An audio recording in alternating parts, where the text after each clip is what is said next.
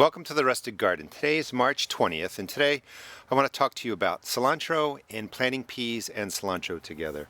Real quick, cilantro I used to think was a warm weather crop. It's not. The cilantro in here was seeded from my plants from last year, and basically when I collected the seeds I just dropped a bunch down here and moved them around. And I don't know if you can see down here, but there's little balls. That's cilantro. So the cilantro seed from last year was just mixed into this mulch, and you can see that it's all coming up. We've had freezing nights. It can take a frost, it can even freeze, and it will start growing when the temperatures, really get into the 40s. It'll start breaking through. Sometimes when it first starts, the leaves are darker red because of the frost and because of the cold. And actually this week we're going to get a couple of nights, 28 degrees, 32 degrees, but this cilantro will be perfectly fine. So you can seed it from the previous year, October, November, December, here in Maryland Zone 7, and it will start coming back, middle of March. Now, I also started indoors. I've already used that cilantro, but it was the same process as this. This is celery. I started cilantro in seed cells just like this, in the middle to the end of January, and when it got to about this size, it went into cups. That's celery leaf, parsley, chervil, however you want to say it.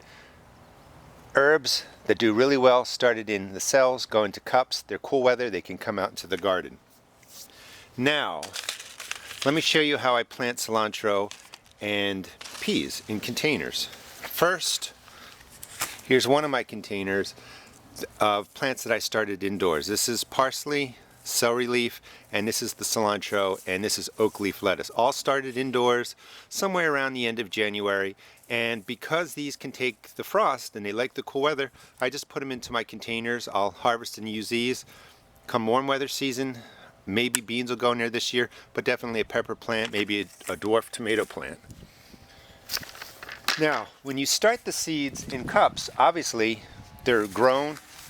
They're already starting to, they're grown. They're not already starting to come up, but they're grown. So when I put them into here, within a couple of weeks, I'm going to have cilantro, parsley, celery, lettuce to harvest. Now, you also want to do something called sort of succession planting. I've already got my cilantro that's coming up. I'm going to put peas into here. To prepare the soil, I did nothing. It's just the soil from last year loosened up. You can still see the roots in there. Peas don't really need much in the way of fertilizer. They fix their own nitrogen, but there's plenty in here. I'll give it probably a processed fertilizer drink at some point. I like to plant the cilantro with lots of different plants because they only grow 12 to 18 inches tall. The peas will grow above that. Well, you can't see it, but it'll grow 12 to 18 inches tall. The peas will grow through that. So you can put low-growing plants with higher growing plants, and peas and cilantro are a great mix. Notice all the cilantro I'm putting in there. It's a lot of seeds. Mix them in half an inch deep, don't worry about it. Some of them, most of them will get covered. That's how I start the cilantro. So I've got my ground cilantro coming up. I'll be able to harvest that. I have my seeds started cilantro in containers already, and while I'm harvesting these that have already come up, this will start to sprout, and it will just give me a continuous supply of cilantro through the spring. Now, these are going to be dwarf gray peas in here. You can use any peas that you want, and I've done a lot of videos on peas. You can really pack them in. So I'm going to put, 10 or 12 plants in there, just like that. And then push them in half an inch to an inch deep. And again, it's going to freeze here the next couple of nights. The peas will be perfectly fine.